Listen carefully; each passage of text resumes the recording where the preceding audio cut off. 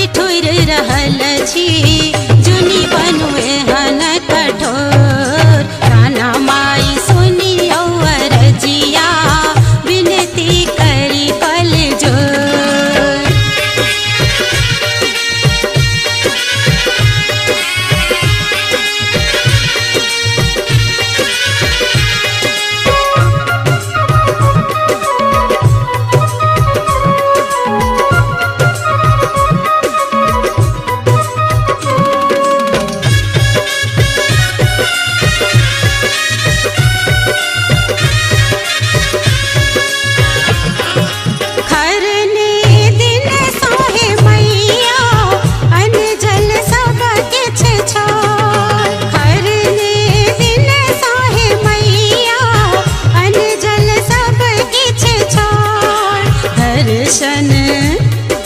दर्शन दिया है छठी माई आइक सझहरई नोर। जल बिच ठिठुर रहल छी जुनी बनुए हन कठोर।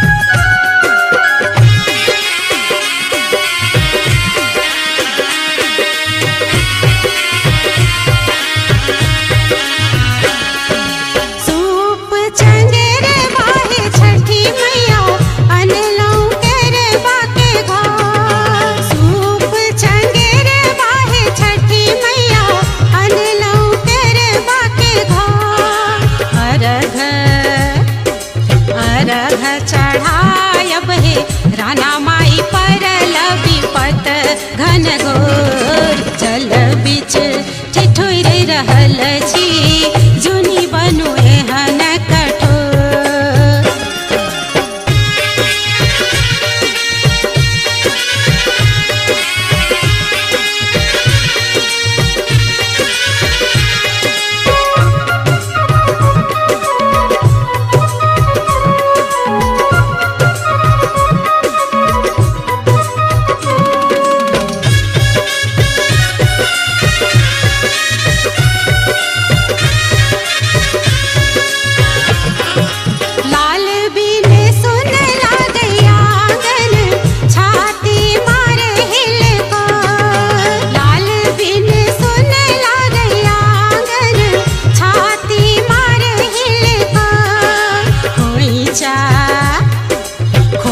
चा भरियो हे छठी माई बाजिन करैया किलो। जल बिच ठिठुर रहल छी जुनी बनुए हन कठोर।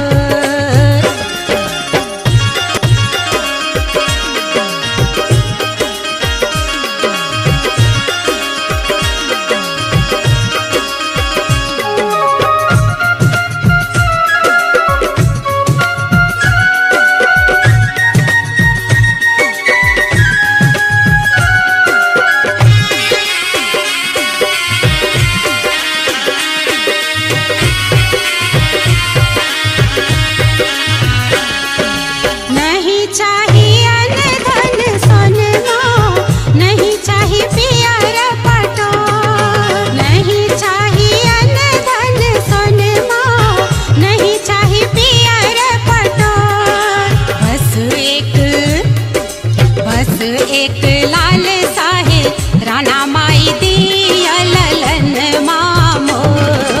जल बिच ठिठुर रहल छी जुनी बनुए हन कठोर। राना माई सुनी अरजिया विनती करी कल जोर। जल बिच ठिठुर रहल छी जुनी बनुए हन कठोर। राना माई सुनी अरजिया विनती करी कल जोर।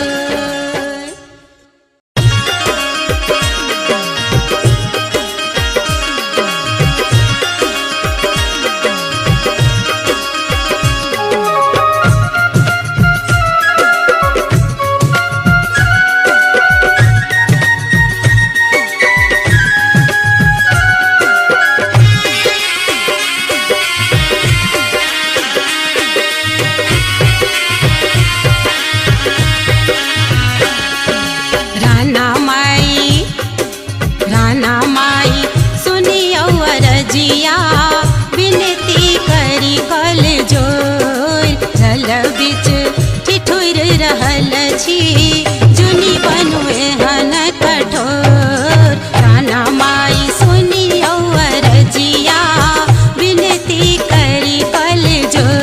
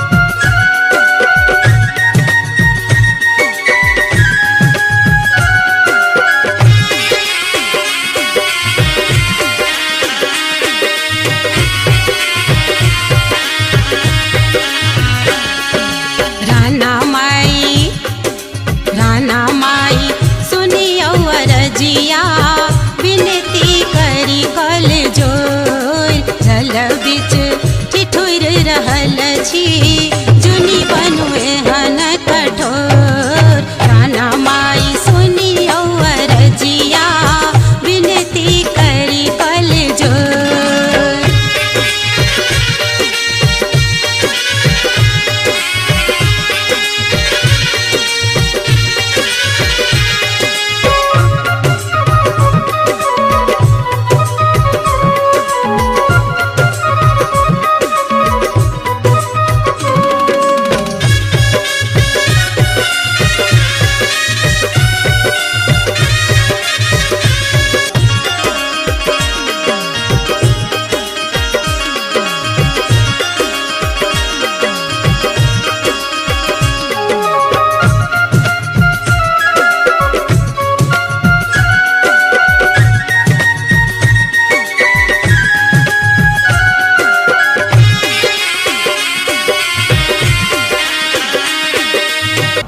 मिथिलांचल के युवा स्टार चाहब जे ताली के संग स्वागत करियौन भाई मनीष मिश्रा। सबसे पहले एतो उपस्थित समस्त श्रोतागण के हम मनीष मिश्रा कॉल जोड़ के प्रणाम करै छी, गोड़ लगै छी और बहुत बहुत धन्यवाद सूरज कुंड पूजा समिति के प्रवासी निगम परिषद समस्त जतेक भी सदस्य छथि हुनका बहुत बहुत धन्यवाद हम समस्त कलाकार द्वारा दऽ रहल छी। और आइ बहुत खुशी लागि रहल है जे एतेक बड़का मंच पर हमरा सबके अहाँ सब किछ गाबै के मौका दिलौं।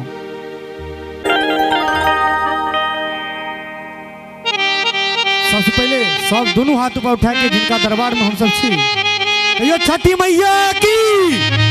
क्या बात है, एतेक नीक श्रोता, एतेक नीक दर्शक, एतेक भीड़, ज्यादा विलम्ब नहीं करैत जनक दरबार में हम सब उपस्थित छी हुनकर गुणगान करैत हम सब आगू बढ़ब। केहना समय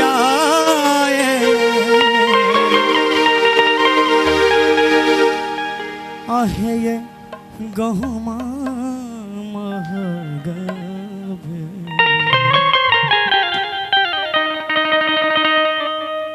केहना समय आएले गहुमा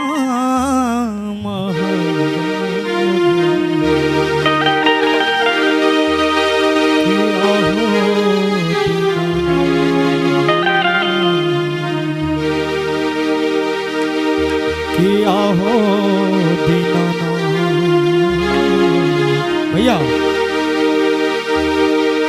सब क्यों दोनों हाथ ऊपर उठा के हमरा संगे अको नबी दिया राघा दिया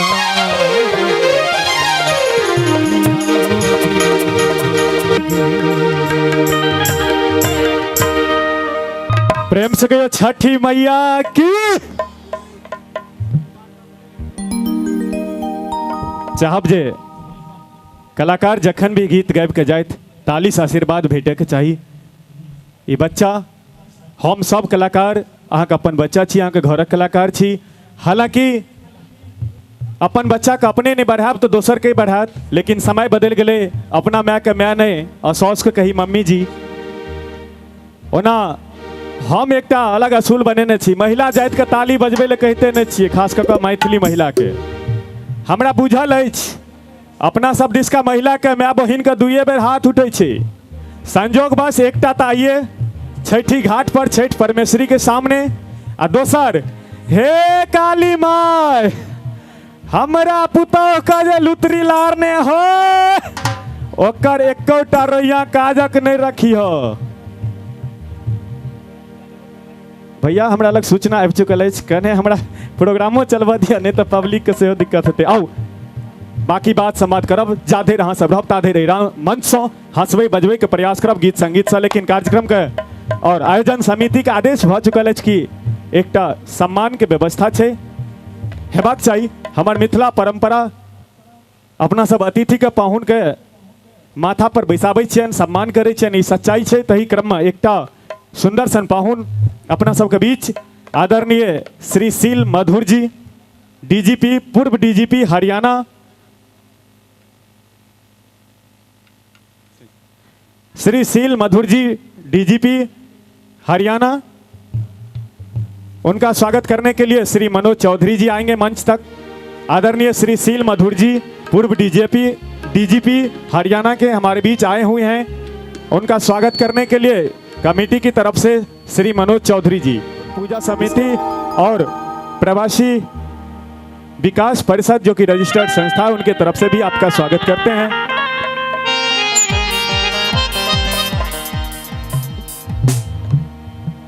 और चाहूंगा आशीर्वाद स्वरूपी दो शब्द हमारे बीच रखें। चाहूंगा ताली के साथ स्वागत करें। जय छठी मैया, जय छठी मैया। आप सभी, सबसे पहले तो श्री प्रणव शुक्ला और श्री शिशिर सिन्हा, श्री रुंगटा साहब, श्री अग्रवाल जी, आप सभी लोगों का, आप लोग यहाँ पर आपने आमंत्रित किया, आप सभी का बहुत बहुत धन्यवाद। और सबसे पहले मैं बात ये कहूँगा, आदरणीय रुंगटा साहब आइए आइए। ये हमारे रुंगटा साहब यहाँ पे बहुत ही अच्छे और लंबे समय से 48 साल से यहाँ पर इन्होंने फरीदाबाद में सेवा कर रहे हैं और अपनी एक बहुत बड़ी इंडस्ट्री आपकी है। और श्री अग्रवाल जी, आप भी हमारे ख्याल से 35-40 साल से हैं। तो मैं भी यहाँ पे 98 में 99 में मैं भी यहाँ पे एसएसपी था फरीदाबाद में। उस समय मुझे इस नगरी में आने का मौका मिला था और उस समय से मैं यहाँ पे असंख्य दोस्त बन गए थे और उसके बाद भी मेरा यहाँ पर बहुत आना जाना रहा। तो जब प्रणव शुक्ला जी ने और श्री सिन्हा जी ने मुझे आमंत्रित किया तो मुझे बहुत अच्छा लगा और यहाँ पे आके बहुत अच्छा लगा कि बहुत अच्छा अरेंजमेंट इन्होंने किया है। इस प्रकार का अरेंजमेंट शायद ही कहीं देखने को मिले कि आने वाले भविष्य में मैं यही चाहूँगा और मेरी दिल की इच्छा है कि यहाँ पर प्रणव शुक्ला जी, रुंगटा साहब, अग्रवाल जी और सभी लोग यहाँ के अधिकारीगण भी बहुत अच्छे हैं, चाहे वो म्यूनिसिपल कॉरपोरेशन हो, चाहे हुडा हो, चाहे हमारे कमिश्नर पुलिस हैं, सभी लोग बहुत अच्छे अधिकारी हैं। तो इन लोगों के सहयोग से यहाँ पे कोई बहुत अच्छा बड़ा तालाब भी बने जो कि बहुत अच्छा अगले साल में आप लोगों को सेवा में उस चीज़ को मिले। उसमें मैं भी अपनी तरफ से जो भी योगदान होगा करूँगा। यहाँ पे आए हुए सभी मीडिया कर्मी, पत्रकारगण का भी मैं धन्यवाद करता हूँ। महिलाओं का विशेष रूप से जो व्रती हैं, जो साधिका हैं, उन लोगों का बहुत ही कितने 4 दिनों का ये त्यौहार होता है, 11 तारीख से शुरू हुआ है और उसमें बहुत ही पवित्र भावना के साथ मैं तो अक्सर लोगों से पूछता हूँ कि भाई विश्व में सबसे बड़ी एनर्जी क्या है, ताकत क्या है, तो कोई कुछ जवाब देता है कुछ, लेकिन अल्टीमेटली मैं तो ये समझता हूँ और सभी लोग मानेंगे कि सबसे बड़ी शक्ति सूर्य ऊर्जा है। और उस पर्व पे यहाँ पे छठी मैया का जो ये व्रत किया है तो ये बहुत ही आप सभी साधकों को, जो लोग भी इसमें पूजा में फास्ट किया है इन लोगों ने इतने दिन से और अपनी भावना व्यक्त की है इस पूरी एनवायरनमेंट के लिए, इस पूरे सोलर एनर्जी के लिए, छठी मैया के लिए, तो आप सभी के घर में, आप सभी के परिवारों में सभी को बहुत सुख मिले, बहुत उनका आशीर्वाद मिले और आपके जो सहयोगी भी हैं, जो मित्रगण हैं, उनको भी उसका फल मिले। इस भावना के साथ, और अगला वर्ष और भी अच्छे से आप सब लोग मनाएं। बहुत अच्छा यहाँ पे मैथिली ठाकुर भी एक अच्छी हमारी बेटी है जो कि यहाँ पे प्रस्तुति करेगी, और उनके साथ आए हुए जो कलाकार हैं मंच पे, इन सभी का भी मैं धन्यवाद करता हूँ। और अंत में मैं सभी को बोलता हूँ बहुत बहुत शुभकामनाएं, और भविष्य आप सभी के परिवार का भविष्य कितने से अच्छे से अच्छा हो, इसके लिए मैं अपनी तरफ से भी मैं एक कोशिश कर रहा हूँ। मैंने एक बेरोजगारी मुक्त भारत अभियान की भी शुरुआत की हुई है, और वो आने वाले समय में ज़्यादा से ज़्यादा लोगों को रोज़गार मिले। 100% मैं तो चाहता हूँ कि हर आदमी अपना जब कंट्रीब्यूशन करेगा, अपना योगदान देगा, तभी अपना देश महान बनेगा। तो इस छठी मैया के इस अवसर पर मैं छठी मैया से ये आशीर्वाद अपने लिए और अपने देशवासियों के भी लिए लेना चाहूँगा, अपने साध्वी के माध्यम से, सभी साधकों के माध्यम से, कि वो हम लोगों को आशीर्वाद दें कि हम लोग अपने देश को महान से महान देश, मजबूत से मजबूत देश, और हर एक के घर में सुख साधन हो, हर एक आदमी रोजगार हो, हर एक के पास काम हो, इसका आशीर्वाद छठी मैया से इस स्टेज पे मैं आज मांगूंगा। जय हिंद। हैं तो पहले श्री राम अग्रवाल जी का स्वागत करते हुए प्रणब शुक्ला जी, बहुत बहुत धन्यवाद सर, आप हमारे बीच आए। हम सूरजकुंड पूजा समिति की तरफ से हार्दिक अभिनंदन, स्वागत और धन्यवाद भी देता हूं कि आपने अपना बहुमूल्य समय निकाला और हमारे बीच आए। MP रुंगटा जी जो कि उद्योगपति है, उनका स्वागत श्री शिशिर सिन्हा जी करेंगे। सर मैं आपका भी आभारी हूं, आप हमारे बीच आए। ये छठ पूजा समिति, सूरजकुंड पूजा समिति आपका सदैव ऋणी रहेगा, इसके लिए कृतार्थ किया आपने हमारे बीच आके। और इसके बाद श्री शिव सराबगी जी हैं हमारे बीच, उनका भी स्वागत राजकुमार जी करेंगे, जो हमारी मिथिलांचल की संस्कृति, हमारी जो परंपरा, उसको निर्वाहन करते हैं ये छठ पूजा समिति, सूरजकुंज पूजा समिति और प्रवासी विकास परिषद, जो कि रजिस्टर्ड संस्था है हमारे। आप तमाम अतिथियों का दिल से धन्यवाद जो आप हमारे बीच आए, शुक्रिया। ऐसे ही अपना आशीर्वाद बनाए रखें। बहुत बहुत धन्यवाद सर, ये पूजा समिति आपका सदैव आभारी रहेगा। ताली से विदा करें अतिथियों को। ये हमारी परंपरा, पूर्वांचल और मिथिलांचल की परंपरा है कि अपने अतिथियों का हमेशा स्वागत करते आ रहे हैं। बहुत बहुत धन्यवाद। अब कार्यक्रम के आगू बढ़ावे के प्रयास और जय कलाकार के अपने सब सम्मान मंच पर बजेने छी। आप देरी नहीं करे तो उनका चाह बजे मंच तक आगाज करी। वैसे DGP साहब आए हमारे बीच, शुक्रिया। आप पुलिस वालों का भी निराला सर, अगर 2 मिनट दे दीजिएगा तो कुछ सुनाना चाहूँगा जाते जाते। आप पुलिस वाले को का भी बड़ी महिमा अपरंपार है। मैं नोएडा में रहता हूँ सर, मेरे बगल में एक शर्मा जी हैं। दुर्गा पूजा का समय है, ध्यान से सुनिएगा, काफ़ी उदास थे। सुबह सुबह मैं ब्रश किया, चाय पिया और जैसे ही गली में निकला, पूछा शर्मा जी आपका चेहरा उदास क्यों है, आखिर आप इतने उदास क्यों लग रहे हैं। भैया कहने छोड़ दियो, भैया कहने सुना दियो सर के, यो भैया। मैंने पूछा शर्मा जी आप इतने उदास क्यों हैं, आखिर क्या हुआ, दशहरा का समय है, सब हंसी खुशी माता का भजन में लगे हैं। बोले शर्मा जी बोले मेरी बीवी खो गई। शर्मा जी बोले मेरी बीवी खो गई। मैंने कहा इससे बड़ा सौभाग्य क्या बात क्या होगा। हम तो कितने बार भगवान से प्रार्थना किए कि काश मेरी बीवी खो जाए। कई बार सर दोस्त लोग बोल देते हैं कि झाजी आपकी जोड़ी राम सीता की तरह है। मैंने कहा खाक राम सीता की तरह है, न रावण यहाँ हर के ले जाता और ना ये खुद धरती में समाती है। तो मैंने तो कई बार मांगा छठी मैया से भी कि काश मेरी बीवी खो जाए। तो मैंने शर्मा जी को ऐसे ही बोला, शर्मा जी बोले नहीं बहुत अच्छी भाभी है आपकी, खो गए। मैंने बोला कि पुलिस में क्यों नहीं कंप्लेंट करते हैं, आप पुलिस वाले हैं इसलिए सुनाने का इच्छा किया और उच्च पोस्ट पे थे इसलिए सुना दिया कि हमारी व्यवस्था जो है भारत की कहाँ है आज। मैंने बोला पुलिस में आप क्यों नहीं कंप्लेन करते हैं, आखिर क्या दिक्कत है। बोले राजीव जी पुलिस में तो मैं चाहूँ तो मिनटों में कंप्लेन दर्ज करा दूं, लेकिन एक समस्या है। मैंने कहा क्या समस्या है।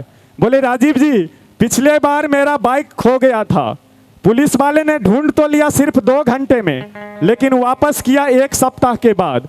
वो बाइक था सर, ये मेरी बीवी है। ढूंढ तो लेंगे 2 घंटे में, और अगर 1 सप्ताह बाद आपकी भाभी वापस आई तो आप सोचिए क्या नतीजा होगा। अगर सर अच्छा लगे तो आपसे आशीर्वाद चाहता हूँ, प्रयास किया हूँ, मैं आपका बच्चा हूँ। आइए कार्यक्रम को आगे बढ़ाते हैं। जब तक इस मंच पे रहूंगा, हंसाने बजाने सुनाने का कोशिश प्रयास जारी रहेगा। इस बीच आपकी चहेती, जिनको आपके आशीर्वाद ने आज एक नया मुकाम दिया, नाम दिया, मिथिलांचल की बेटी, लेकिन आज देश की स्टार है वो, तो मैं उस सुंदर सन गायिका, सुंदर सन आवाज की मालकिनी को आवाज देना चाहता हूँ 2 लाइनों के संग। घर घर जिनकर गीत बजैया सगरो दुनिया शोर छे, घर घर जिनकर गीत बजैया सगरो दुनिया शोर छे, सुर के एहन तान छी छेरत जानी ने साँझ की भोर छे, मौधा से मिठगर बोली अहाँ के सुनते मन विभोर छे, मिथिला के नहीं देश के स्टार छी अहाँ, अहाँ के ने दोसर जोर छे, अहाँ के ने दोसर जोर छे। तब ताली के संग सुश्री मैथिली ठाकुर। ताली होना चाहिए, आपका अपना बच्चा।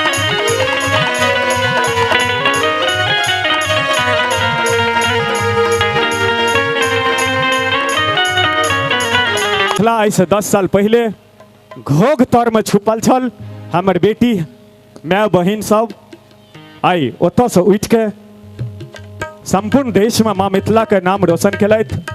आई संपूर्ण देश हिनक फैन छनि, तब बहुत खुशी होइ छै जे एकटा बेटी घर से निकल के एते बड़ा मंच पर उपस्थित होइ छै। भैया अहाँ आगू में पाग दोपटा लऽ के बैसल छियै, के बड़ खिंचाई करै छियै, मोबाइल छोड़ दियो। मोबाइल तो पहले कह लागल रही जर जनानी ला हम छोड़ देने छियै, ताली बजबै ला कहै छियै। एकर बड़का रीजन सब छै। एकटा रीजन, अगर एतऽ 200 महिला हेथिन तो भैया हम प्रमाण दऽ सकै छी, प्रमाणित कऽ सकै छी 190 गो एखनो एतबे बात होइत हेतै। हगे ओकर पुतहु जे आयल छै माथ पर आँचरो नहि लेलकै, हगे ओकर जे बेटी आई जिनसे में घूमै छै, ई सच्चाई छियै। आ लेटेस्ट बड़का रीजन भैया, ताली बजबै के लेल दुनू हाथ के आवश्यकता होइ छै, सब जनै छियै। आ महिला के हाथ में देख सकै छियै एक हाथ में मोबाइल हेतै तो ताली कोना बजेतै। तब महिला नहीं बानू, अहाँ सब पुरुष बनल रहू, एतबे आग्रह कह लगलहुँ। जहन बेटी आई अपना सबके मिथिला कतऽ छलहुँ 10-15 साल पहले घोघ तर छलहुँ, आगू एलहुँ, बहुत नाम के लेलहुँ, तखन लिखै के प्रयास केने छी भैया, कोशिश केने छी। बेटी आगू बढ़ि रहल छथि, कने शब्द पर ध्यान देबै। बेटी आगू बढ़ि रहल छथि, नित नव नव कीर्ति गढ़ि रहल छथि, धरती से लऽ कऽ चांद धरि गेली, देश विदेश में बढ़ि रहल छथि। हयो आब की अंतर बेटा बेटी में, हयो आब की अंतर बेटा बेटी में, जिन भ्रूण हत्यासन पाप करू, सिया धियासन बनबू हिनका, अपने जनक सन बाप बनू, अपने जनक सन बाप बनू, अपने जनक सन बाप बनू।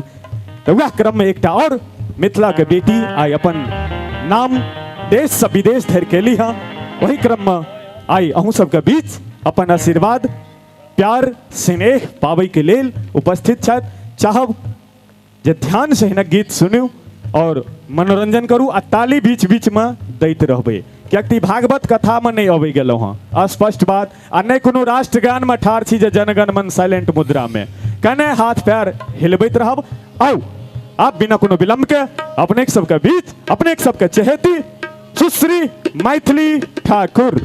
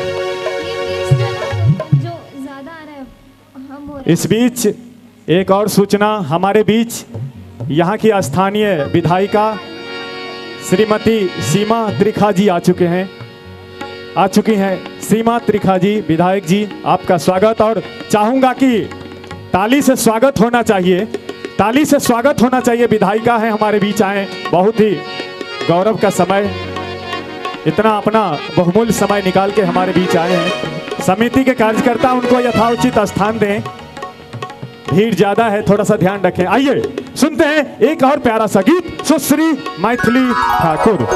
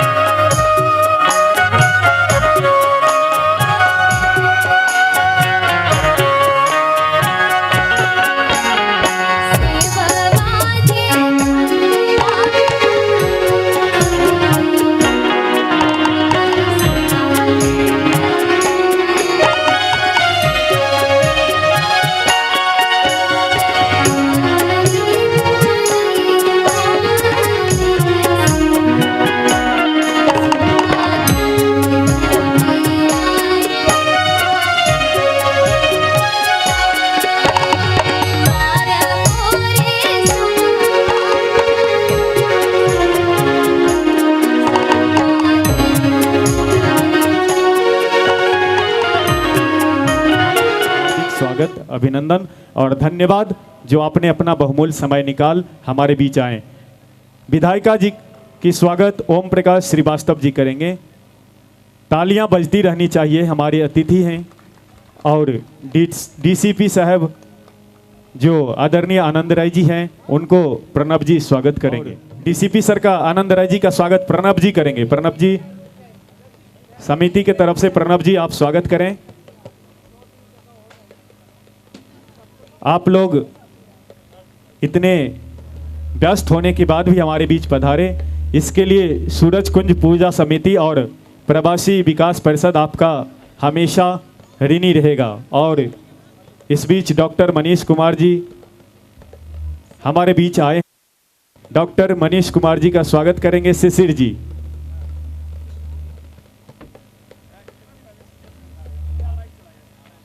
भारत के नंबर 1 न्यूरो सर्जन है। बहुत बहुत धन्यवाद सर, आप हमारे बीच आए। आप भी एक तरह से समाज सेवा ही करते हैं। डॉक्टर का पेशा जो होता है समाज के लिए, सदैव प्रवासी विकास परिषद और सूरजकुंज पूजा समिति आपका ऋणी रहेगा, जो आप हमारे बीच पधारे, अपना बहुमूल्य समय दिया।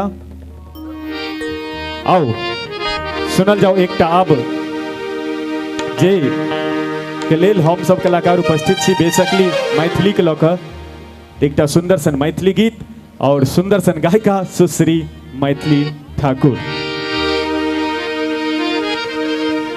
इसमें थोड़ा सा ही वो, थोड़ा सा ही वो।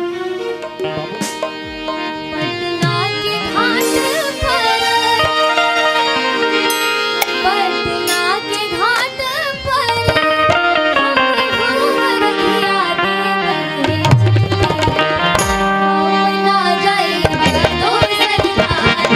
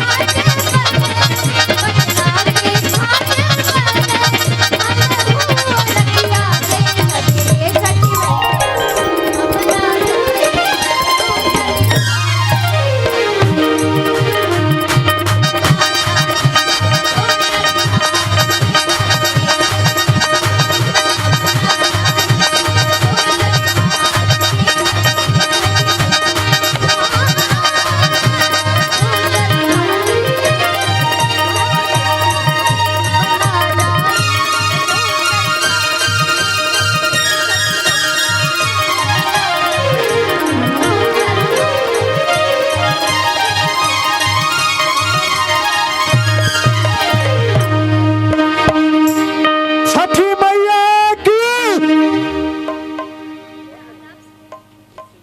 आओ सुनल जाओ एक और सुंदर सन प्रस्तुति सुश्री मैथिली ठाकुर।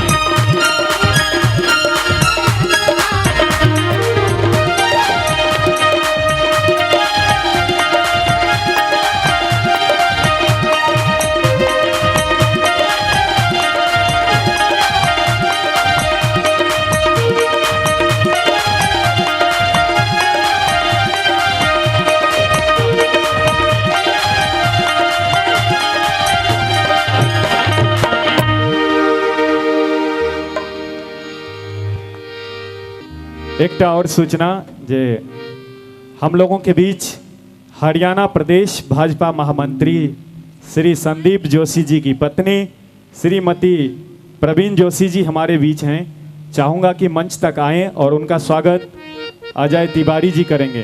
बड़े सौभाग्य की बात कि छठी मैया का सुंदर सन पावन बेला, ये पूजनोत्सव इस बीच हमारे बीच आई हैं। आपका हार्दिक अभिनंदन, स्वागत और धन्यवाद।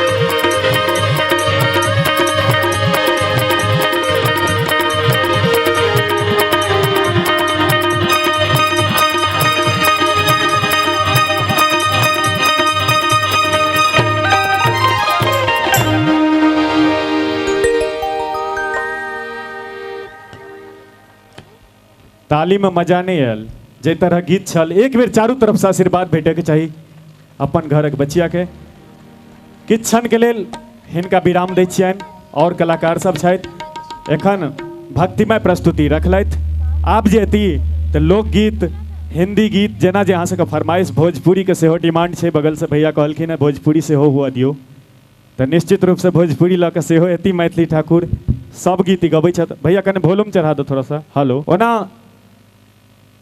एहि कमेटी लगेलहुँ पहिल बेर अहाँ सब आमंत्रण केलहुँ बहुत बहुत धन्यवाद सूरज कुंज पूजा समिति और मनोज भैया के स्पेशल एकटा चीज बड़ मन खुश भेल नहीं रहल जाइए तऽ बाजि दै छी एहिठाम जे सब मंच पर जाइ छी तऽ 4टा चिलका आगू में आबि जाइ छै 10टा बच्चा आगू में आबि जायत आ बड़ तंग करै छै ओ व्यवस्था एतऽ बड़ नीक छै ओना हमर मानना यऽ जे बच्चा तऽ आब जन्मे नहि लै छै बच्चा तऽ आब जन्मे नहीं लै छै कहब किया तऽ 4.5 साल का हमार बेटा नोएडा में हम रहे छी स्कूल में नाम लिखा दिलिए पब्लिक स्कूल में 60,000 रुपया लागल आ कहे छे हम स्कूल नहीं जेबो कने ध्यान से सुने जेबे हम कहलिए किया न जेबी 4.5 साल को बच्चा छे कहे छे पप्पा हमरा बियाह करा दियो तहन हम स्कूल जाब हम कहलिए आई रे तू 4.5 साल के बच्चा छी तोरा जे एखन बियाह करा देबो पढ़मा लिखमा ब्राह्मणा बच्चा छा ओहिना नौकरी के मारा मारी छे तकर बाद बियाह क लियम ओ जिद पर अड़ि गेले नहीं हम बियाह करबेटा करब और एकटा भैया ध्रुव सत्य छे जे कतबो हेहर से हेहर इंसान अगर दुनिया में नहीं झुकैया तो अपना संतान के आगू में विवश भय छे आ झुकै छे ई सच्चाई छिए हमहूँ झुकि गेलिए अपना बेटा लग सब झुकै छे केहनो गाँव के हेहर आदमी होयत अपन बेटा के जहन समय अबै छे तो झुकते छे हमहूँ झुकि गेलिए हम कहलिए ठीक छे तोहर हम मान लेलियो जब विवाह करा दै छियो लेकिन तोरा से करतौ के तू 4.5 साल का अवस्था के छी आ तू बता तोरा से बियाह के करतौ कत्तो से हम कन्या लाओ के एहन छे जे तोरा से बियाह करतौ कौन बाप का कपार जरले कहे छे पप्पा अहाँ के कोनो टेंशन नहीं हम कन्या ताकि लेलिए हम कहलिए कन्या ताकि लेलही कौन एहन कपर जरुआ कन्या छे कौन एहन कपर जरुआ बाप छे जे तोरा ले कन्या तू ताकि लेलही और रेडी छे कहे छे हाँ पप्पा कत्तो तकै के काज नहीं छे कन्या घरे में छे हम कहलिए अरे कन्या घरे में छौ तो हाँ कन्या घरे में छे हम कहलिए के छौ नाम तो कह तो कहे छे मैया अरे तू मैया से बियाह करभी तो हाँ अरे तू मैया से बियाह करभी तो हाँ अरे मतलब हमरा माय से बियाह करभी तो कहे छे हमरा माय से अहाँ के लिए से बड़ नीक आ अहाँ माय से हम कह लेबै तो जुलूम ओना कने विलम्ब भेलहुँ अपना बारे में बात नहीं कैल भेल हम अपने संस्कृत से B.Ed बच्चा के खिस्सा कहै छी आ गाँव में हाई स्कूल कने भैया गंभीर भ के सुनबे 8मा क्लास में गणित पढ़बै ला मास्टर साहब एक दिन नहीं एलखिन मुखिया जी हमरा फोन केलखिन यौ राजीव बाबू आई क्लास अहाँ लैतिए तो औजका देहारी अहीं के भेट जायत हम कहलिए हमरा सन लालची लोग जा 2-4 सौ भेट जात चाय पान तो चलते हम भैया चल गलिए क्लास लै ल ई पोपो वाला के बंद करैबतिए तो बेसी नीक रहते अगर कोनो कार्यकर्ता पाछू छी तो ई सब एहि मंच के लेल नहीं छिए कने ध्यान से हम पहुँच गलिए क्लास कने ध्यान देबै आधा बच्चा तो ओहिना कुरबुरा गेलै जे ई मास्टरबा सब दिन पढ़लकै संस्कृत उत्तर मध्यमा उपशास्त्री शास्त्री पास केलकै आ ई गणित की पढ़ेतै हम कहलिए तू दम धर हम कलाकार छी 5,000 लोग के मंच के माध्यम से संचालन करे छी तोरा हम पढ़ाइए टा देबो तो एकटा बुझनुक छले कहे छे ठीक छे क्लास चालू करियो आ देखैत रहियो अखुनका बच्चा के पहिलुक सवाल के लिए 1 रुपया में 10टा आम तो 10 रुपया में कैटा आम एकटा ठार भेले कहे छे मास्टर साहब सवाल गलत हम कहलिए से कोना कहे छे नहीं मास्टर साहब ई सवाल नहीं चलत ई गलत छे हम कहलिए से कोना कहलकै गाम गाम में आम नहीं फरल छे कलकतिया 150 रुपये तकने नहीं भेटै छे अहाँ कहै छे 1 रुपया में 10टा आम ई सवाले गलत छे हम कहलिए पढ़बै ले आयल छियो मान न ले कहे छे कोना मान लियो हम कहलिए मान न ले तो लप से ना एकटा निकालकै नमरी आ हमरा जेबी में दऽ देलकै आ कहे छे मान तो लेब लेकिन 10टा के हिसाब से 1000 आम हमरा घर पर पहले काल्हि पठाओ आ परसू आबि के पढ़ाओ तो हम मान लेब हम कहलिए तोरा सबके बुझ पड़े या पढ़े वाला लोक नहीं छो हम चल जाए तो फिर एकटा कहै छै नहीं मास्टर साहब शुरू करियो। अब दोसर सवाल कने गंभीर भऽ कऽ सुनबै।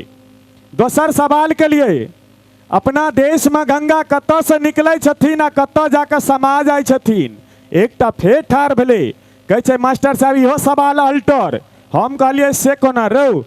तो मास्टर साहब हमर माय टिफिन दै छै, बैग दै छै, स्कूल ड्रेस तैयार करै छै, डेली कहै छै एक पैर से जो स्कूल पढ़ के दोसर पैर से घर आ, के कतऽ जाइ छै से नहीं देखी। हम कहलिए रे बुर्बक ई सवाल छियै, ई सवाल छै, सवाल के जवाब न दे। एकटा ठाढ़ भेलै कहै छै मास्टर साहब सवाल के जवाब तो हम देब, मुदा हमरा गार्जियन के उपराग तो नहीं देबै। हम कहलिए बिल्कुल नहीं देबै। जहिना तू सब टाइम पास करे छ तहिना हमरो 45 मिनट टाइमे पास करे के य। हमरो देहारी बनत, तूहो एम्हर हमहूँ एम्हर। आप देखते रहियो। कहै छै ठीक छै मास्टर साहब सवाल दोहरा दियो। कहलिए ई बता अपना देश में गंगा कतऽ से निकलै छै आ कतऽ जाकर समा जाइ छै। कहै छै मास्टर साहब गंगा फुलचनमा कक्का का घर से 3:30 बजे भोर में निकलै छै आ रामभजुआ का पूर्णा खोपड़ी में 5 बजे जाकर समा जाइ छै। हम कहलिए बुर्बक तोरा पढ़बाक नहीं छौ, तोरा मजा आबि रहल छौ, हम चल जाइ छी। फिर एकटा कहै छै नहीं मास्टर साहब चालू राखू। अपनो ओहि टाइम में 3 टाइम भांग खाइ छलिए। अगला सवाल कने ध्यान देबै। कहलिए सूरज कुंड फरीदाबाद से नोएडा 20 किलोमीटर, तो हमर उमर कते। भंखौका सवाल छलै कने ध्यान देबै। नोएडा से फरीदाबाद 20 किलोमीटर, तो हमर उमर कते। हो बाबू जोड़ करे घटाव करे गुना भाग लघुत्तम शतत्तम महत्तम वो कहूँ निकले कत किलोमीटर आ कत हमर उमर। एकटा हिम्मत कऽ के फेर ठाढ़ भेलै। कहै छै मास्टर साहब हम बतायब। हम कहलिए सबस बता। कहै छै मास्टर साहब अहाँके उमर 48। हम कहलिए से कोना, ब्लैक बोर्ड पर बता। तो नहीं मास्टर साहब ई ब्लैक बोर्ड के सवाल नहीं, ई माइंड के कमाल छी। हम कहलिए ठीक छै तो अपना माइंड से हमरा माइंड में ट्रांसफर कर। कहै छै मास्टर साहब एगो हमर चाचा। हम कहलिए ठीक, ओ आधा पागल। हम कहलिए ठीक, हुनकर उमर 24। हम कहलिए ठीक, अहाँ पूरा पागल। तो 24 दूनी 48। हम कहलिए जे एते बुझनुक छी तेने 8मा में 8 साल से घसै छै। कहै छै की करबै सब कपारक दोख छै। हम कहलिए में कपार कतऽ से आबि गेलो। कहै छै परीक्षे के राति में झरऽ लगै छै। हम कहलिए रे बुर्बक किया बाप दादा के नाक कटबै छ, गाम के नाक कटबै छ। हम कलाकार छी, हमर नाक कटबै छ। तोरा मरि नहीं जा है छौ। तोरा उम्र में लाल बहादुर शास्त्री BA पास केने छलखिन हँ। कहै छै मोन य। हम कहलिए मोन य। तो कहै छै इहो न मोन हैत, अहाँ उम्र में भगत सिंह फांसी पर चढ़ि गेल छलखिन। अगर कनियो नीक लागल तो हमहूँ अहीं के घरक बच्चा, आशीर्वाद भेटे के चाही ताली के संग। आउ बहुत बहुत धन्यवाद। 10 बजे तक का समय देल गेल अछि आयोजन समिति के तरफ से। जा धरि मंच पर रहब ता धरि हंसी मजाक चुटकुला और गीत नाद के संग अपने सबके मनोरंजन करैत रहब। आओ जेना कि फरमाइश आयल कि भोजपुरियो चाही, सब तरह के गीत हम गायब। ओहिसे पहले जे मिथिला के हम सब छी, ओहि मिथिला के सबसे पहले गुणगान करैत तत्पश्चात फेर सब तरह गीत हम गायब। एक बेर सब कहियो मिथिला धाम की। क्या बात है।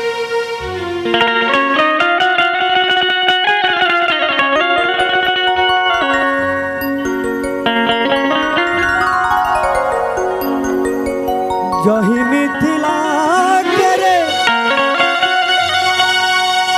सीता धिया छै।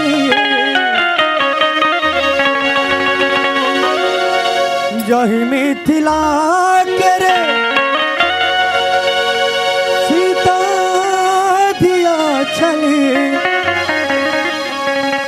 राहुल बन जतरा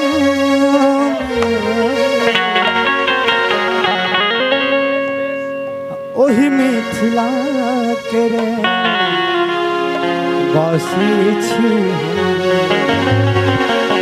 ओही मिथिला करे बसी छी। सब क्यों ताली के संग हमरा संगे।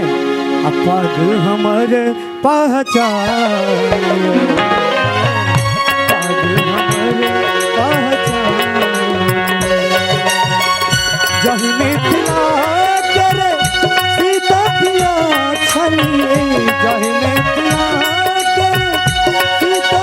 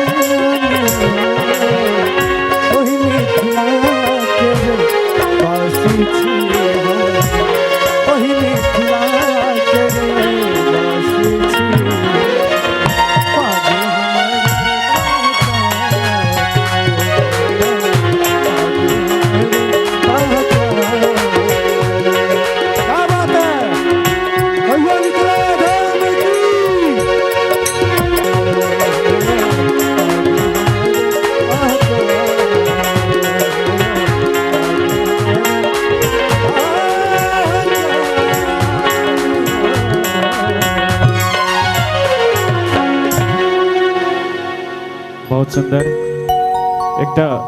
एक और आयोजन समिति की जो व्यवस्था है उसमें एक अतिथि और हमारे बीच आए हैं, आदरणीय श्री दीपक ज्योति जी, जो राष्ट्रीय प्रवक्ता है हिंदुस्तान अवाम मोर्चा के, हमारे बीच आए मंच तक और उनका स्वागत करेंगे संतोष राठौर जी।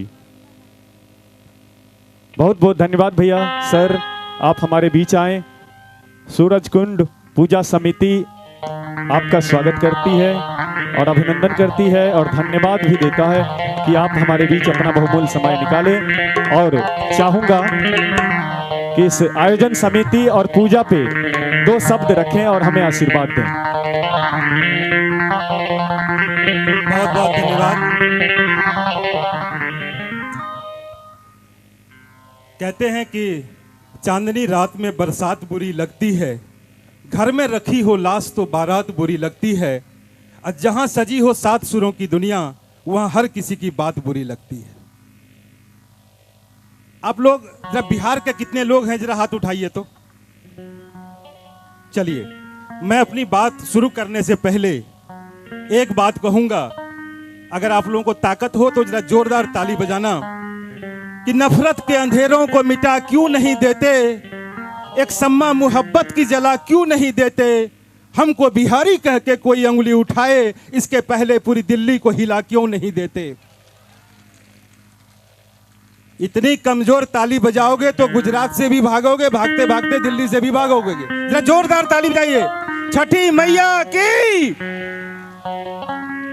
आदरणीय मनोज जी, प्रणव शुक्ला जी, आपकी टीम के शिशिर जी, हमारे राजकुमार जी, सारे जितने भी साथी हैं, मैं सबको आज धन्यवाद देने के लिए यहां आया हुआ हूं। आज ये छठ पूजा के मौके पर मैं नरेला से लेकर त्रिलोकपुरी, नोएडा से लेकर द्वारका तक जाता हूं, लेकिन आज इस सूरज कुंड में, जहां पर कि 700 साल पहले राजा सूरजपाल ने पहली बार शायद सूरज की पूजा की थी, उस स्थल पर जब सुना कि छठ पूजा हो रहा है तो दिल ने नहीं माना और हमने कहा नहीं, सबसे पहले सूरज कुंड जाना है। आप लोगों का सौभाग्य है कि आप लोग उस जगह पर बैठे हैं जहां पर कि बहुत ही पौराणिक तौर पर यह छठ पूजा और सूर्य की पूजा का एक परंपरा है। आप समझिए कि बिहार के लोगों ने, पूर्वांचल के लोगों ने, पूर्वी उत्तर प्रदेश के लोगों ने ये छठ पूजा जो हमारी माएँ करती थी 36 घंटे का व्रत, आज उन परंपराओं को देश के इस महत्वपूर्ण जगह पर राष्ट्रीय राजधानी में भी जिंदा रखा है। ये बहुत बड़ी बात है। मैं बिहार के लोगों से कहता हूं कि आप एक बार जब बिहार बोलते हो, BIHAR, अब बताओ दुनिया में कोई ऐसा शब्द है कि B से भारत, I से इंडिया, H से हिंदुस्तान, A से आर्यावर्त और R से राष्ट्र। दुनिया में बिहार एक बार अगर कोई बोलता है तो समझो वो देश का नाम बोलता है, राष्ट्र का नाम बोलता है। मैं जब दिल्ली में घूमता हूं तो पूछता हूं कि दिल्ली के भाइयों एक बात बताओ कि अगर आज आपके सर पे पगड़ी है तो इसलिए है कि पटना में गुरु गोविंद सिंह जी पैदा हुए। आज अगर गुरु गोविंद सिंह पैदा पटना में नहीं होते तो शायद आपके सर पे ये पगड़ी भी नहीं होता। दुनिया में मैं मारवाड़ी भाइयों से कहता हूं कि तुम्हारे खजाने में करोड़ों रुपया हो सकता है, लेकिन तुम्हारा भगवान महावीर जैन बिहार की मां की कोख से पैदा लेता है, वो किसी दरियागंज के बाजार में पैदा नहीं लेता। ये है बिहार की मिट्टी। मैं पूछता हूं, दुनिया के 122 देश जिस बौद्ध धर्म को मानता है, उसका भगवान बुद्ध बिहार के गया में ज्ञान प्राप्त करता है, बिहार में ज्ञान प्राप्त करता है, तब वो पूरी दुनिया को बदल कर रख देता है। ये है बिहार की माटी। लोग जब कहते हैं कि तुम बिहारी हो तो बहुत खुश होते हैं हम लोग। नाराज मत होइए, इसलिए कि ये लोग जब यहां पे से मथुरा जाते हैं बिहारी जी के मंदिर में तो खड़े होकर भीख मांगते हैं, वहां पर जाकर पूजा करते हैं और यहां आते आते बिहारी को गाली देते हैं। मैं कहता हूं ये बिहारी इतनी बड़ी संख्या में कैसे पहुंच गया? आप लोग ही पंडाल लगाते हो, कीर्तन जागरण मंडली बुलाते हो और फिर गाना गाते हो, आ जाओ बिहारी खुला है तेरा दरबार। तो अब ये बिहारी जी तो आते नहीं है, हम लोग को ट्रेन में भर भर के यहाँ आना पड़ता है। तो इसलिए मैं एक बात आज छठ के मौके पर कहूँगा, मनोज जी आप लोगों ने बहुत बढ़िया काम किया है। ये प्रणब जी कोई साधारण काम नहीं है, ये सामाजिक एकता का काम है, समाज को इकट्ठा करने का काम है। इस काम को जारी रखना होगा और समाज में ये भोजपुरी मैथिली के नाम पर जो हम लोगों को बांट रहे हैं लोग, एक चीज़ याद रखिएगा, दो दिलों के बीच में दूरियां बढ़ाता कौन है, हमको आपस में लड़ाकर मुस्कुराता कौन है। आइए जला दीजिए मोहब्बत का चिराग, देखते हैं उसको आकर बुझाता कौन है।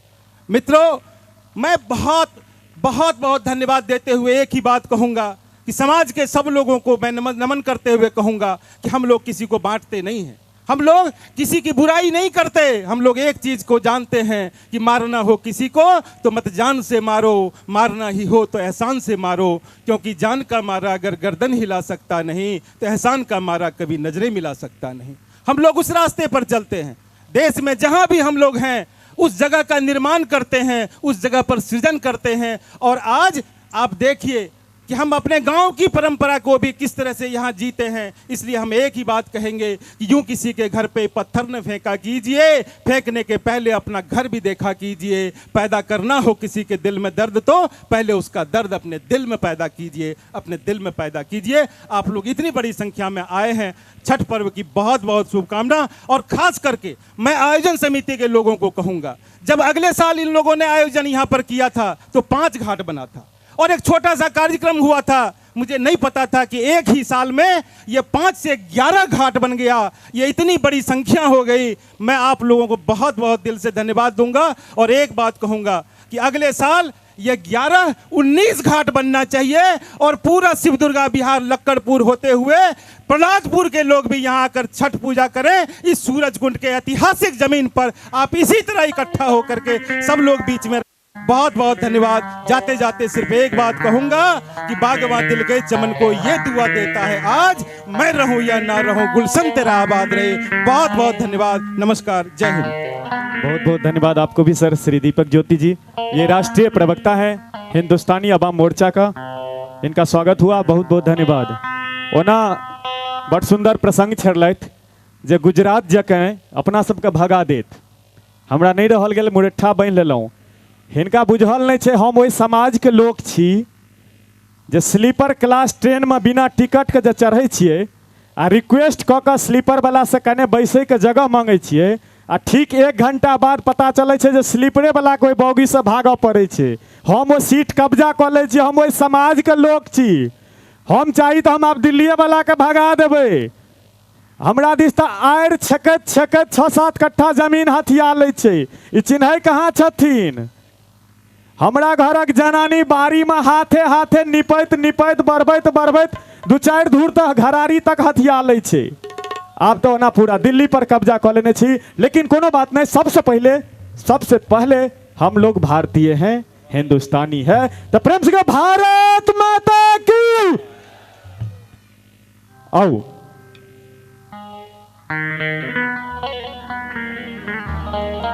दुगो बच्चे नाम कहू ना,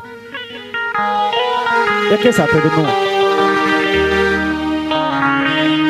जैसा कि समिति का आग्रह आदेश कि आपकी अपनी संस्था की 2 बच्चियां हैं जो आएंगी इस बीच गाने के लिए, उसके बाद मैं अपना कार्यक्रम इसी का ताली से स्वागत होना चाहिए। ये आपकी अपनी बच्ची हैं सानिया। आइए सानिया, सुनते हैं सानिया को, उसके बाद हम अपना कार्यक्रम आगे बढ़ाएंगे।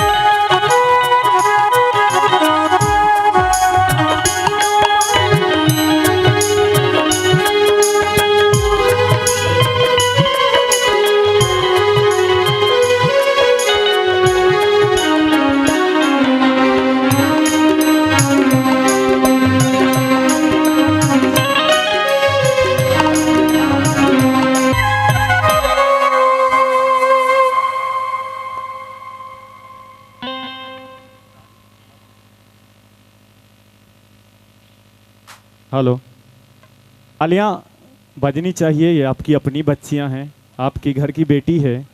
बेटियों के लिए तो ऐसे भी ताली बजनी चाहिए, क्योंकि इस समाज में बेटी का बहुत बड़ा योगदान होता है, परित्याग होता है। और मैथिली में अगर कहबे तो हम लिखे के प्रयास केने छी।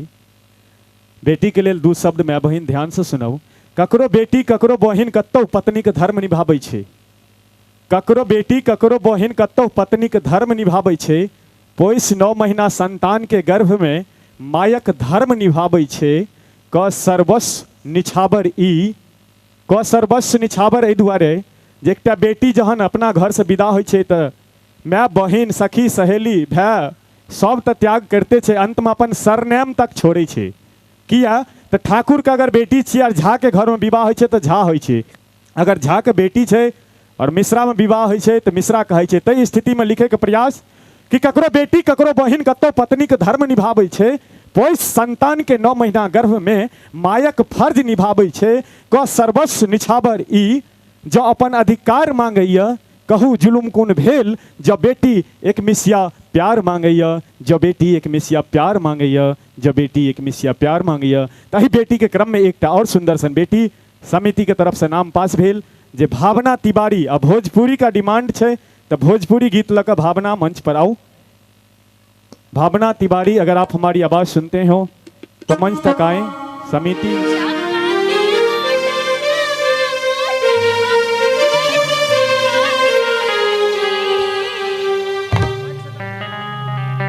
चार ही चाका के मोटरवा बैठी सासुर जी, तेनी हाली हाली दिया पियरिया।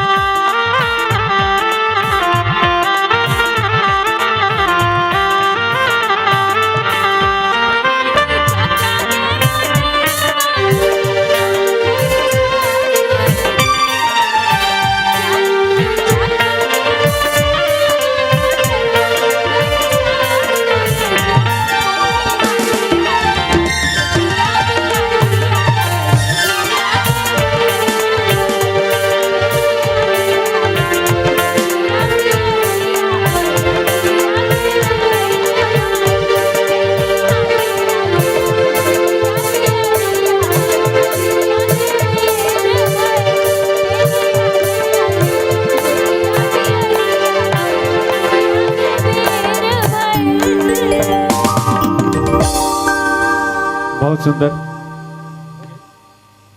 Thank you Bhavya. आओ, बहुत सुंदर। मैथिली एकटा फरमाइश आबि गेल अछि। कलर्स चैनल से पहले हो जाहिमे ज्यादा प्यार भेटै छल, स्नेह भेटै छल, याद है तो आओ सुनायल जाओ ब्राह्मण बाबू। सबके छनि इच्छा जे ब्राह्मण बाबू मैथिली एखन तक नहीं सुनेलथि हैं की।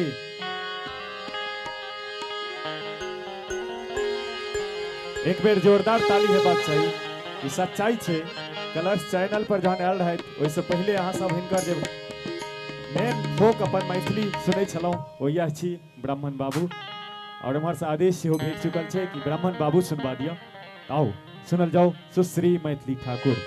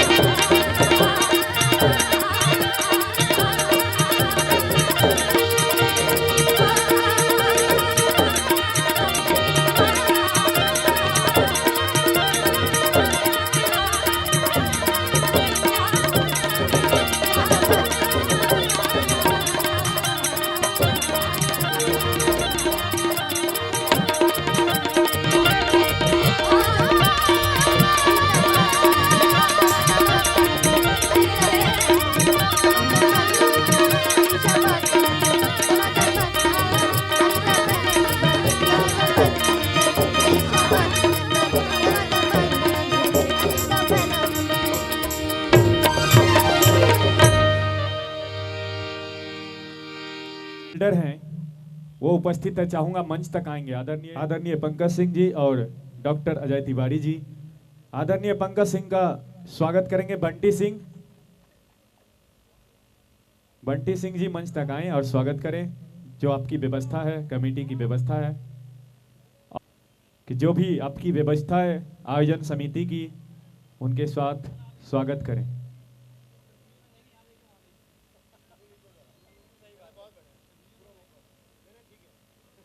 हाँ, फोटो शूट तो पहले होना चाहिए।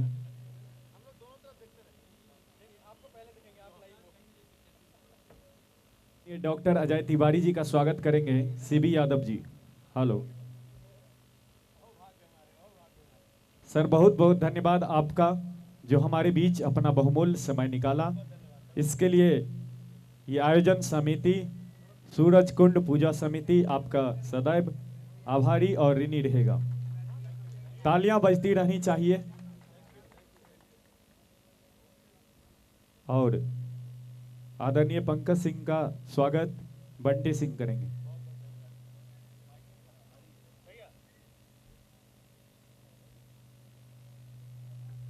हेलो, ताली होना चाहिए। हेलो सर, आपका भी बहुत बहुत धन्यवाद। हम छठ पूजा समिति और समस्त कलाकार की तरफ से बहुत बहुत धन्यवाद देना चाहूंगा। नहीं, दुईटा नाम चले। हरेंद्र भराना जी का स्वागत राकेश श्रीवास्तव जी करेंगे मंच पे, और उसके बाद बुधराम भराना जी का श्री घूरन झा करेंगे स्वागत। हरेंद्र भराना जी और बुधराम भराना जी हमारे बीच आइए। आपका बहुत बहुत स्वागत और धन्यवाद देते हैं इस मंच के माध्यम से, कलाकारों के तरफ से और आयोजन समिति की तरफ से भी, कि आप दोनों हमारे बीच आए। ये बहुत सौभाग्य की बात है। अपना बहुमूल्य समय निकाला। एखनो प्यारे देखबै छी, देखियो पाई नहीं दबा देबो एको टा कमिटी से। मनोज भैया कैमरा वाला का आधा पाई काट लेब, अहाँ एको बेर मुंह नहीं देखेलक हमर सबके।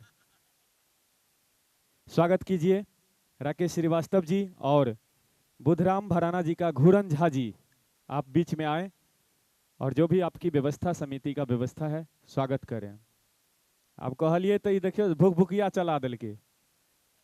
ताली से स्वागत होना चाहिए। समिति है इनका तो दिखाओ, गेस्ट लोग हैं इनका तो दिखाओ। पेमेंट लेना है कि नहीं लेना है? हाँ, क्लियरे कह दे छिए ना, बाद में कहत पाई नहीं दिलाऊं। आदरणीय कमल जी, आप भी बीच मंच पे आए, आपका भी स्वागत होगा। आदरणीय नरेश जी करेंगे स्वागत। कमल जी मंच तक आएंगे बीच में।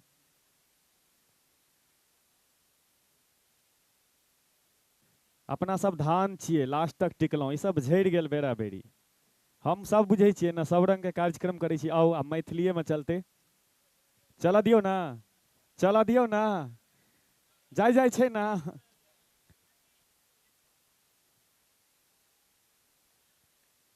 झाड़ के होइ छलै पहले, नटुआ सब करे छलै। 10 रुपया दिलिए। भैया नाम की भेल? नाम कहू नहीं इनका नाम। झाड़ के करे छी, रुक जाओ।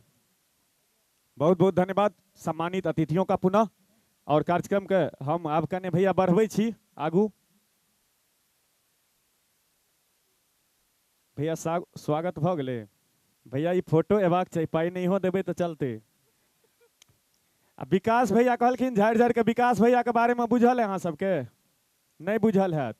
ई बड़ पैघ विद्वान छथिन, बड़ पढ़ल लिखल छथिन। 15 साल पहले के घटना कहे छी, कने ध्यान से सुनबे। भैया कने बेस बना दो, थोड़ा सा बेस और थोड़ा सा।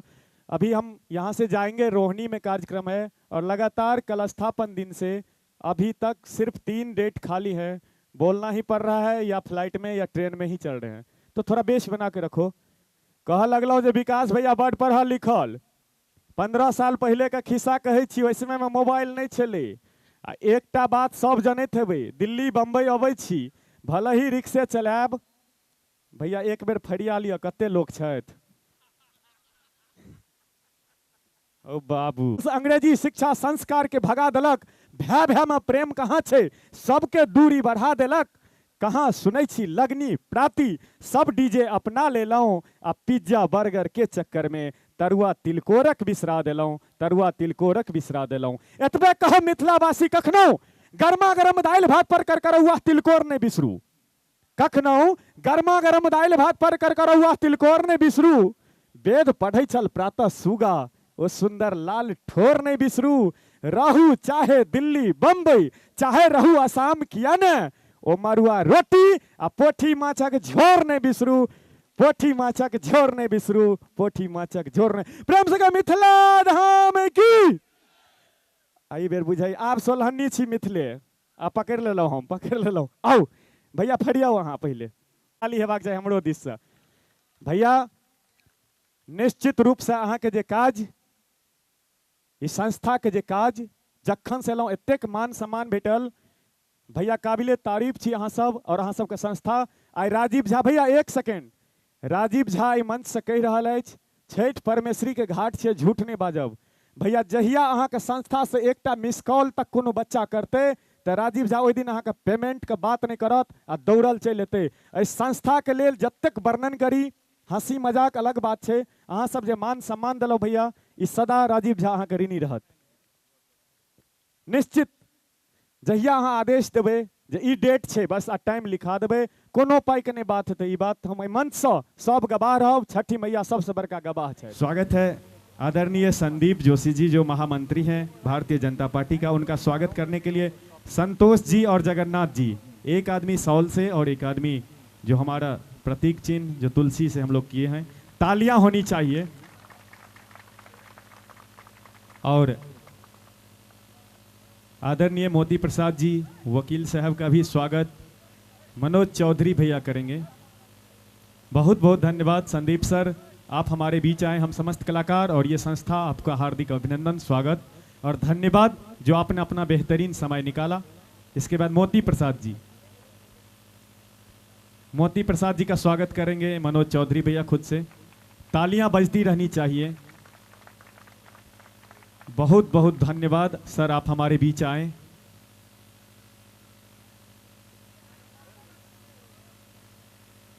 और चाहूंगा कि संदीप सर दो शब्द हमारे लिए, इस संस्था के लिए, इस आयोजन के लिए आशीर्वाद स्वरूपी चाहिए आपका। सभी को छठ पर्व की बहुत बहुत बधाई, बहुत बहुत शुभकामनाएं। अभी वैसे आप बहुत अच्छा गीत सुन रहे थे और मैं भी बैठा बहुत आनंद ले रहा था। और गीत के, अच्छे गीत के बीच में अगर कोई ऐसे वक्ता बोलता है तो ऐसा लगता है कोई अच्छी मूवी के बीच में कोई सड़ा सा विज्ञापन आ जाता है ना, उस ढंग से लगता है। मेरा इतना ही कहना है, क्योंकि आप समझते हैं कि 400 साल तक मुगलों के अधीन भारत रहा और 100 साल अंग्रेजों ने भी राज किया, लेकिन फिर भी हमारी आस्ती मिटी नहीं, क्योंकि हमने जो अपनी संस्कृति थी उसको बचाए रखा, उसको संजोए रखा। मैं इस हरियाणा के अंदर जितने भी पूर्वांचल के भाई बंधु आए हुए हैं, बल्कि अब तो मेरे ख्याल से इतना वर्ष समय हो गया है कि वो पूर्वांचल के कम और हरियाणा के ज़्यादा हो गए, लेकिन फिर भी वो इस तरह के पर्व से जो भारतीय संस्कृति है और अपनी संस्कृति को बचाए हुए हैं। आज के ऐसे आधुनिक समय में भी जब एक फौजी कहो या कोई व्यक्ति आगे आगे चलता है और उसकी धर्मपत्नी पीछे संदूक सिर पे रख के चलती है, तो वो भी एक संस्कृति का प्रतीक है। और ऐसे संस्कृति को बचाने के लिए जो ये कार्यक्रम करते हैं, जो कार्यक्रम करने वाले हैं, जो करवाने वाले हैं, उनसे मैं ये कहना चाहूँगा कि वो हर वर्ष इसी तरह से खुशियाँ बांटते रहें हमारे बीच में, और हम भी खुश होते रहें। मेरे को पिछली बार याद है कि पिछली बार ये स्थान लिया था तो यहाँ के जो डिप्टी कमिश्नर थे उन्होंने बोला था कि संदीप जी ऐसा नहीं हो कि हर साल आप इसको छठ पूजा में लेने लग जाएं, लेकिन अब लगता है कि हर वर्ष ही आप इसी खुशी के साथ यहीं पे छठ पूजा मनाएं कोशिश करेंगे कि स्थान इसके लिए निश्चित हो जाए। और मेरा इतना ही कहना था। सबको बहुत बहुत शुभकामनाएं, बहुत बहुत बधाई आने वाले समय के लिए, आने वाले वर्ष के लिए। और आप अपनी संस्कृति के जो बचाए हुए हैं, और हरियाणा के लोगों ने भी इस संस्कृति को अब बहुत कुछ तक अपना लिया है, क्योंकि बहुत आनंद आने लगा है इसमें। हर वर्ष आते हैं आप लोग और बड़ा अच्छा लगता है हम भी जब आते हैं। आपने यहाँ बुलाकर मेरे को सम्मान दिया आज, उसके लिए मैं बहुत धन्यवाद करता हूँ आयोजक का भी, और ये सुनने का मौका मिला वो भी बड़ा अच्छा लगा। धन्यवाद। आदरणीय भाई साहब का बहुत बहुत स्वागत है आपका। आप आए, हमारी हौसला अफजाई करी इसके लिए। हर साल आप आते हैं हमारे मंच पे। आपने बहुत अच्छी तरीके से कहा भाई साहब कि आप लोगों ने अपना लिया है। इसी क्रम में मैं एक आपसे सिर्फ ये गुजारिश करना चाहूँगा कि अब इसको पक्का करवा दीजिए, हमें दे दीजिए। हम इस पे अब हमेशा छठ करना चाहते हैं, हम दुर्गा पूजा करना चाहते हैं। मुझे पता है आप कर सकते हैं, आपके एक आदेश से हो जाएगा, तो मेरी गुजारिश है आपसे। पहली बार ऐसा हुआ है कि यहाँ के मुख्यमंत्री ने स्टैंडिंग आदेश दिए हैं सभी डिप्टी कमिश्नर्स को कि कहीं भी छठ पूजा में कोई बाधा नहीं पहुँचे और अच्छी तरह से वो छठ पूजा संपन्न हो, ऐसा उन्होंने कहा है। हालांकि फरीदाबाद में एक दो जगह तो सरकार ने जगह दी है, कोशिश करेंगे, पक्का वादा नहीं है, कोशिश करेंगे, कामयाब होता है तो अच्छी बात है। और हमारे मनोज जी हैं, हरेंद्र भाई हैं, ओम प्रकाश जी हैं, जहाँ साहब हैं, जगदीश जी हैं, आप सब लोग बधाई के पात्र तो हैं। धन्यवाद। और हमारे प्रिंस राजकुमार नेताजी, धन्यवाद। बहुत बहुत आभार आपका। भैया भ गेल ना, अब क्यों नहीं अते? अहूँ सब ने भाग जेबे। Hello hello